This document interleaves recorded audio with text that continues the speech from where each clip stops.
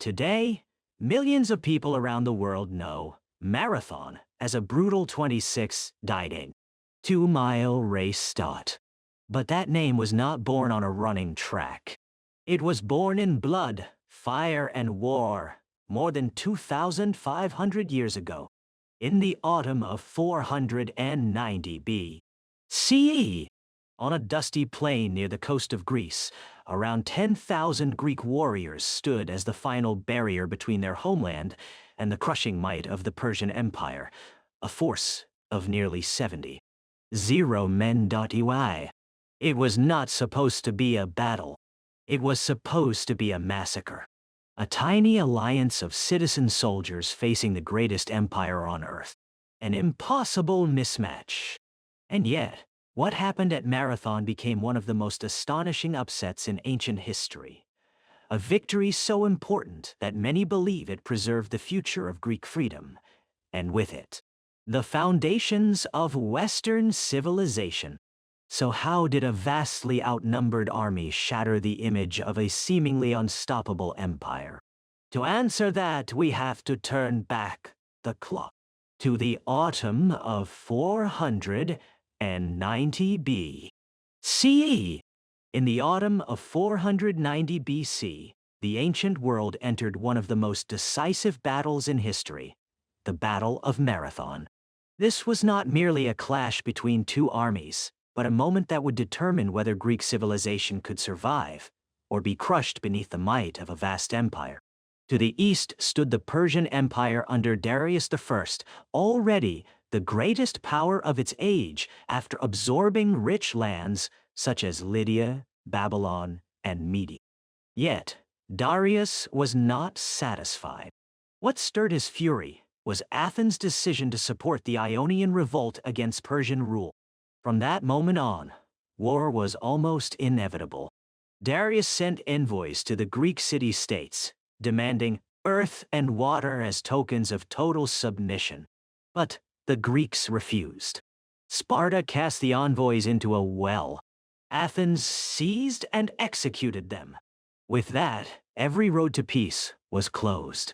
Persia began assembling a massive expeditionary force, determined to punish Athens and break the Greek world. The Persian fleet crossed the Aegean and landed on the plain of Marathon, only about 42 kilometers from Athens. There, the imbalance of power became painfully clear. On the Persian side, under Datis and Artaphernes, stood roughly 72,000 troops, including 60,000 infantry and 12,000 cavalry. On the Greek side, there were only about 11,000 men, mostly Athenians with a small contingent from Plataea, commanded by leaders such as Miltiades and Callimachus. Outnumbered by nearly 6-1, facing the strongest empire in the known world, the Greeks understood exactly what was at stake. If they fell at Marathon, not only Athens but perhaps the future of Greece itself might vanish from history. Persian strengths and weaknesses. The Persian army entered Marathon with overwhelming numbers, roughly 72,000 men, including 60,000 infantry and 12,000 cavalry. Their deadliest asset was the cavalry, supported by massed archers. The Persian method was simple but devastating. Soften the enemy with volleys of arrows, then send in waves of horsemen and infantry to break the line. But beneath that terrifying scale lay a serious weakness. This was not a single nation fighting for home and freedom. It was a composite imperial army drawn from many conquered peoples, held together by command and reward rather than shared conviction. Their warriors relied heavily on bows, short spears, and mobility, and their cavalry performed best in open, fluid engagements. In tight, brutal close-quarters combat, that advantage could quickly disappear. The Greek phalanx, Dalway. The Greeks had only about 11,000 men, but they carried something the Persians did not: the will to die free rather than live in submission. Their strength was concentrated in the hoplites, Heavily armored infantry wearing bronze helmets and cuirasses, carrying large round shields, long spears, and short swords. Their defining formation was the phalanx, a dense wall of men standing shoulder to shoulder, shield locked to shield, spear beside spear. From the front, it was a moving fortress, hard to break, hard to frighten, and devastating in direct collision. But the phalanx had limits. It was not fast. It was not flexible. And if cavalry ever reached its flanks, that solid wall could turn into a trapped mass of men. Miltiades and the ground at Marathon.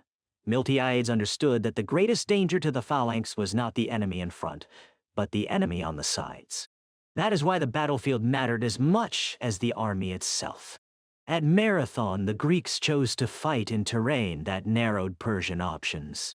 The plain opened toward the sea, but the surrounding mountains and marshy ground restricted movement and reduced the space needed for cavalry to sweep around the Greek line. In that confined landscape, the Persians could not fully exploit their mobility or encirclement tactics.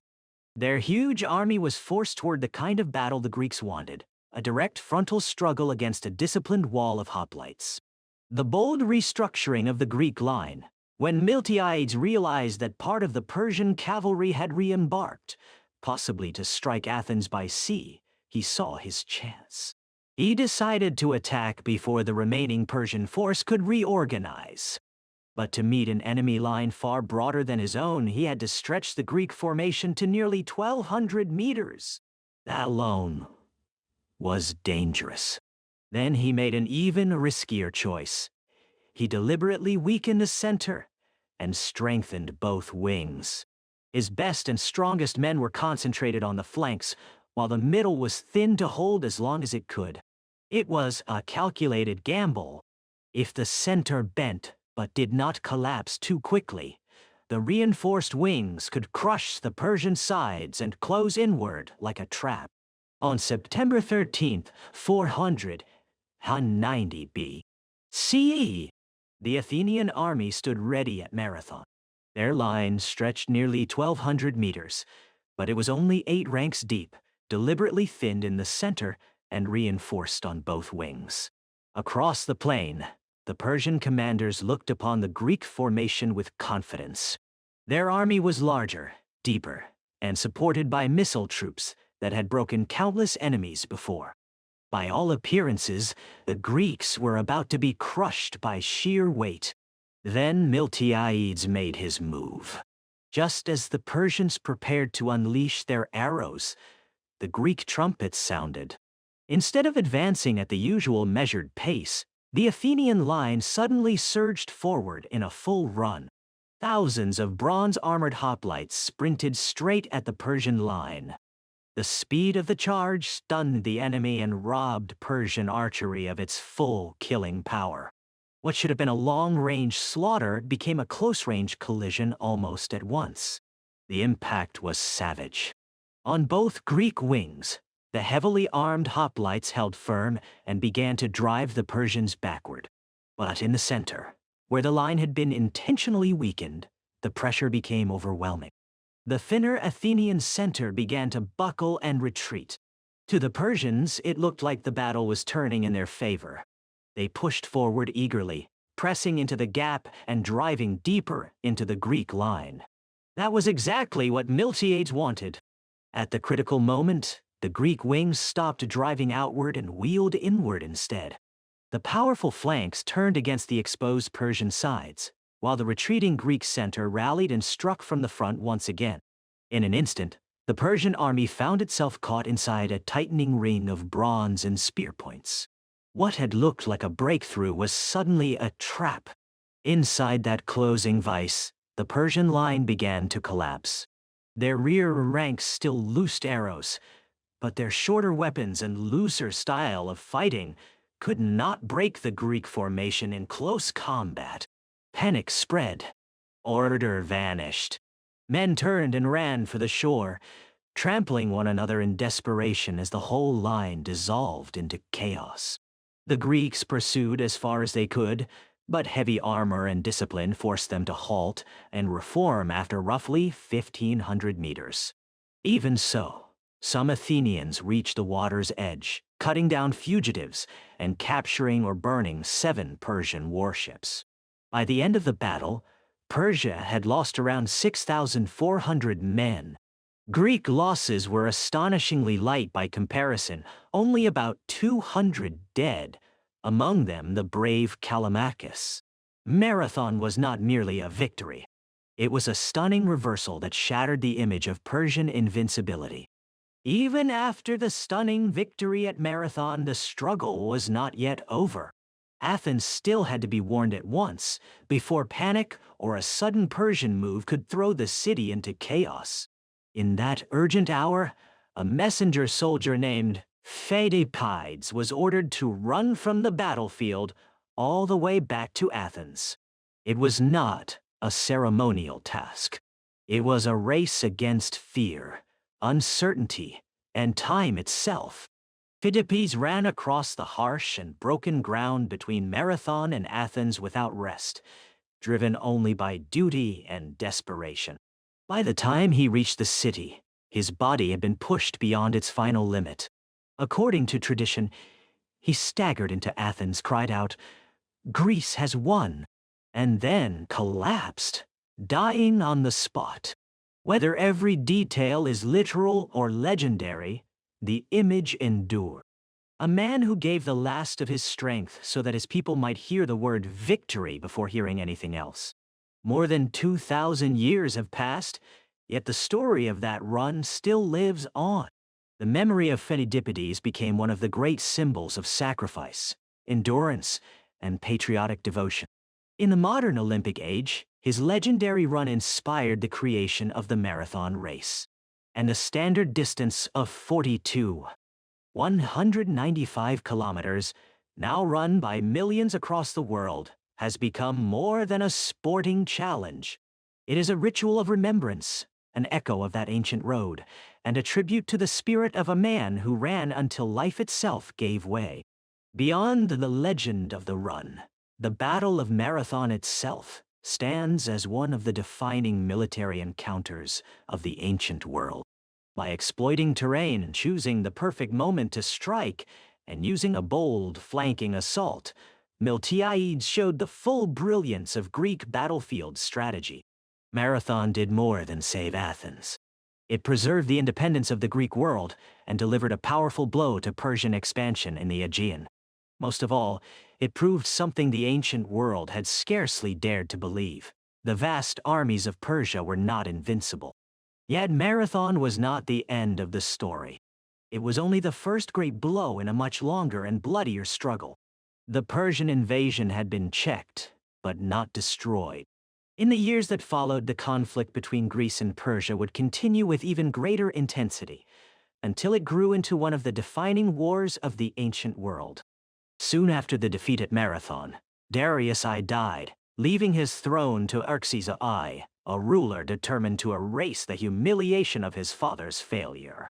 Under Xerxes, Persia would prepare a second and far greater invasion, one that would bring new legends into history, including the last stand at Thermopylae. But, as the opening act of that larger war, Marathon remains immortal. It was here that the Greeks proved that discipline, strategy, and courage could overcome overwhelming force. By choosing the terrain wisely and striking at exactly the right moment, Miltiades did more than win a battle. He changed the psychological balance of the ancient world. Marathon shattered the myth of Persian invincibility and preserved the independence of Greece at a moment when everything hung in the balance. And beyond war, the name Marathon lived on, transformed over the centuries into a symbol of endurance, sacrifice, and the human will to go beyond all limits. So what do you think? Was Marathon the moment that saved the future of Greece, or one of the most brilliant military upsets in all of ancient history? Share your thoughts in the comments below. If you enjoyed this video, don't forget to like, subscribe, and turn on the notification bell so you never miss our next historical deep dive. Thanks for watching, and we'll see you in the next battle.